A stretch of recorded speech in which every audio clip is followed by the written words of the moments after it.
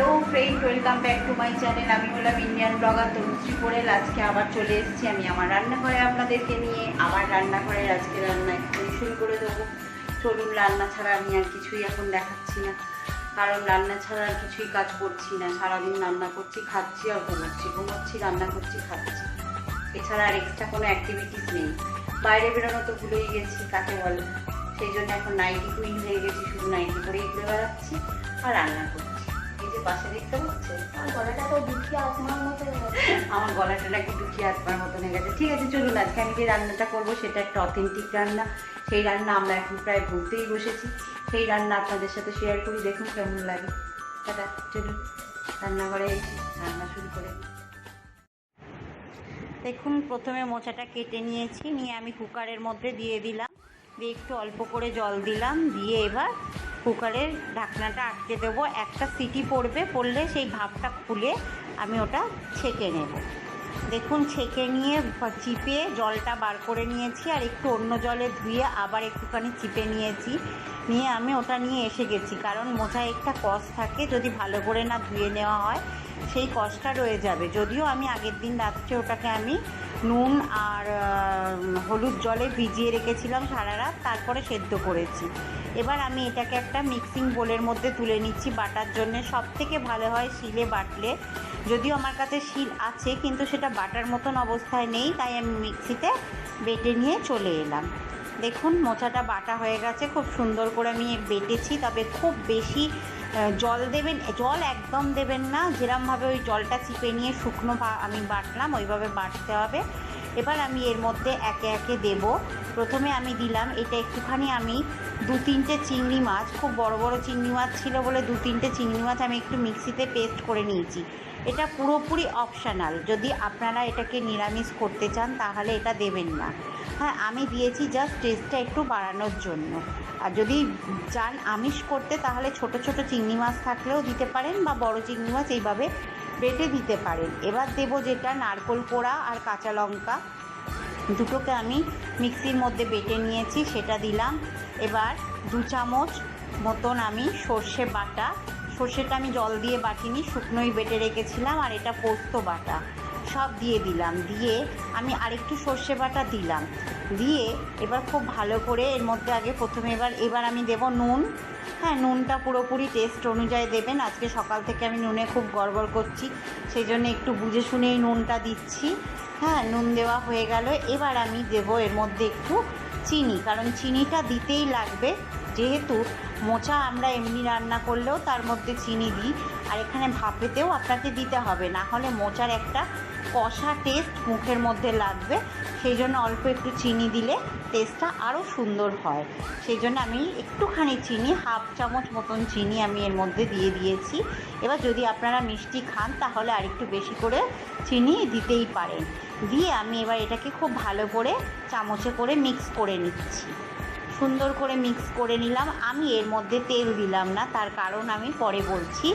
এর মধ্যে তেল দিলে তেলটা এই মিক্সিং বোলের মধ্যেই অর্ধেক লেগে থাকবে এবং তেলটার অপচয় হবে। সেই জন্যে আমি এটাকে জাস্ট এখানে শুকনোই এমনিভাবে মেখে নিচ্ছি।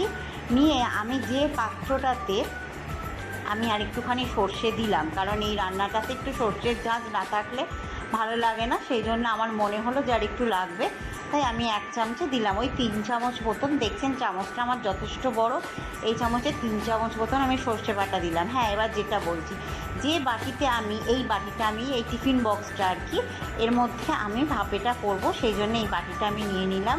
নিয়ে পুরো মোচার যে মাখাটা আমি তৈরি করেছি সেটা আমি এর মধ্যে দিয়ে দিলাম। দিয়ে এবার আমি এর মধ্যে তেল দেব। তাহলে কি হবে, আমার তেলটার অপচয় হলো না, তেলটা মিক্সিং বোলের মধ্যে লেগে গেল না। তোলার সময় অর্ধেক তেলই মিক্সিং বোলের মধ্যে রয়ে যাবে, সেই জন্য আমি মিক্সিংটা বোলের মধ্যে আর তেলটা না দিয়ে ডাইরেক্ট আমি যে বাটিতে যে টিফিন বক্সের মধ্যে ভাপাটা করব, আমি তার মধ্যেই সর্ষের তেলটা দিচ্ছি। আর এই রান্নাটা বন্ধুরা আপনারা জানেন অবশ্যই, যে কোনো ভাপা সর্ষের তেলে হয়, কারণ ভাপা মানেই হচ্ছে তার মধ্যে একটা সর্ষের ঝাঁঝ থাকবে। সেই জন্যে সর্ষের তেলটা আমি এর মধ্যে দিয়ে দিলাম। দিয়ে আবার একটু চামচে করে আমি হালকা করে তেলটা মিলিয়ে নিচ্ছি, যাতে পুরো মোচাটাতে তেলটা লাগে। সেই জন্য আমি সুন্দর করে এটা মিলিয়ে নিচ্ছি। একবার করে এটা খেয়ে দেখবেন, এটা মানে এত সুন্দর খেতে হয়।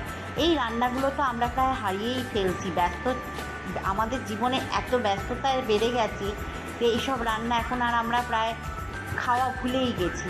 এটা একটা খুব অথেন্টিক রান্না। আমি যদিও এটা শিখেছি কারোর থেকে মানে কোথাও পড়ে বা দেখে শিখেছি, হ্যাঁ, তো সেই জন্যেই এটা আমার খুব ভালো লেগেছিলো এবং আমি এই প্রথমবারই করে সেটা আপনাদের সাথে শেয়ার করলাম।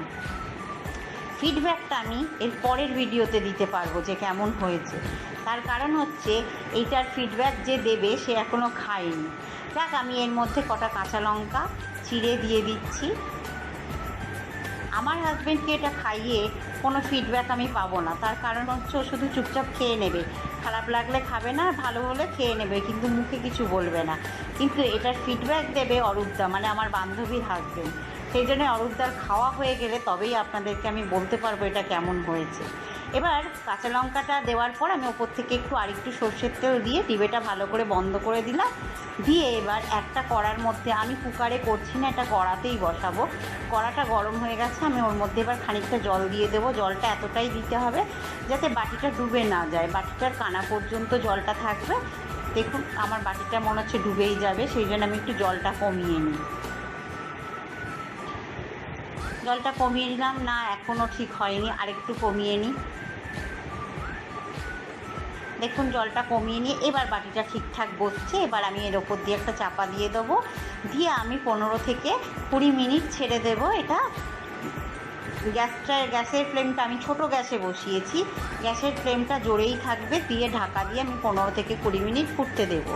যদি দেখি জলটা কমে গেছে তখন আমি অল্প করে একটু জল দেবো। দেখুন একটা ঢাকা দিয়ে দিলাম, দিয়ে এবার এটা আমি হতে দেবো। দেখুন এটা রেডি হয়ে গেছে, হ্যাঁ, নামিয়ে ফেলেছি। এটা পুরোপুরি রেডি, সুন্দর একটা গন্ধ বেরোচ্ছে। কাঁচা লঙ্কাগুলোকে আমি এর মধ্যেই ঘেটে দিয়েছি, কারণ কাঁচা লঙ্কাগুলো খুব একটা ঝাল নেই, সেই জন্য আমি এর মধ্যেই মাখিয়ে দিয়েছি। হ্যাঁ, দিয়ে এবার আমি অল্প একটুখানি তুলছি, হ্যাঁ, যে আমার বাড়ির সবাই খাবে বলে সেই জন্য একটু তুলে নিচ্ছি। বাকিটা আমি আমার বান্ধবীর বাড়িতে পাঠাবো। বললাম না, আমার বান্ধবীর হাজব্যান্ড খেয়ে যতক্ষণ না ফিডব্যাক দেবে আমি বুঝতে পারবো না। দেখুন এটা রেডি।